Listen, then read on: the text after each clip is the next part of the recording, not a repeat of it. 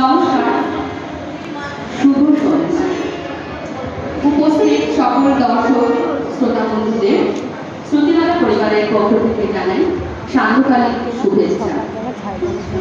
শিল্পী দলের জন্য রইল অনেক ভালোবাসা। মন খারাপের সময় এই শহরে এক অস্থির মনের মধ্যে দিয়ে যাচ্ছি আমরা, আর অল্প কিছুদিনের মধ্যে মায়ের আগমন। কথিত আছে মা হলেন নারী শক্তির প্রতীক। অশুভকে দূর করে শুভ বার্তা বহন করে মা তার সন্তানদের জন্য নিয়ে আসেন আশীর্বাদ। তাই মায়ের আগমনকে কেন্দ্র করে একটি ছোট্ট কবিতা কোলাজের মাধ্যমে আজ নিজস্ব ভাবনা ও পরিচালনায় শ্রুতিমালা পরিবারের নিবেদনে আমাদের একটাই প্রার্থনা, মাগো শুভ বুদ্ধি দিও।